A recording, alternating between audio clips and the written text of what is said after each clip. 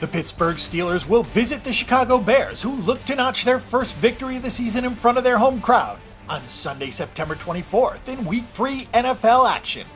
The Bears had a solid outing at home against the Falcons in Week 1, but they were slapped around by the Bucaneers in Tampa Bay in Week 2. Their offense is terrible, but they still have a respectable defense.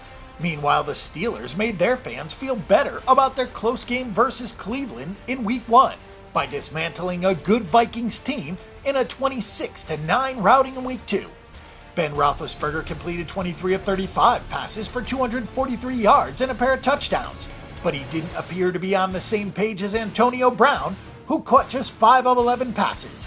He threw to 6 different receivers, and Le'Veon Bell was held to 87 yards and no scores on 27 attempts, although he caught 4 of 4 passes for an underwhelming 4 yards.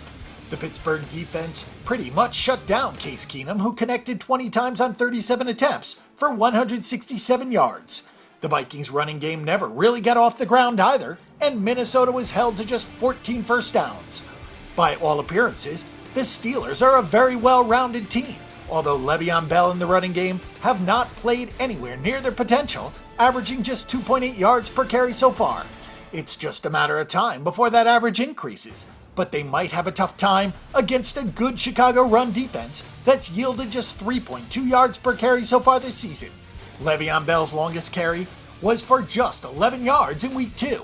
We can expect Roethlisberger to throw around 25 passes against the Bears, and it's early in the season, but Chicago is allowing the 4th highest passing yards per attempt at 8.6. Pittsburgh has allowed just 3 sacks and 5 quarterback hits so far. He should have plenty of time to make his throws, so look for Big Ben and Antonio Brown to get back on the same page this week. The Steelers' defensive line has already racked up 9 sacks, and although Chicago has only given up 5 sacks, they've allowed the second most quarterback hits with 18. Chicago's offensive line will need to step it up in this game. Last week, the Chicago Bears were forced to abandon their running game, as Tarik Cohen and Jordan Howard combined for just 16 carries and a pathetic 20 yards. Mike Glennon managed to connect on 31 of 45 passes for 301 yards and a touchdown, but he also tossed 2 interceptions, 1 for a touchdown return, and turned 1 over on a fumble. His top receiver was Kendall Wright, who reeled in 7 of 10 targets for 69 yards. Running back Tarik Cohen caught 8 of his 9 targets for 55 yards and outshone Jordan Howard for the second week in a row, despite coughing up a fumble. The Bears defense did a decent job against the Bucs passing game, but got burned by Mike Evans to the tune of 93 yards and a touchdown. Tampa was able to rack up 117 yards on 34 carries, but Chicago allowed nothing longer than a 14-yard gain. While there is still a lot of questions around the quarterback position, the bigger story is Tarik Cohen's great start to the season, threatening Jordan Howard's current role as the number 1 running back.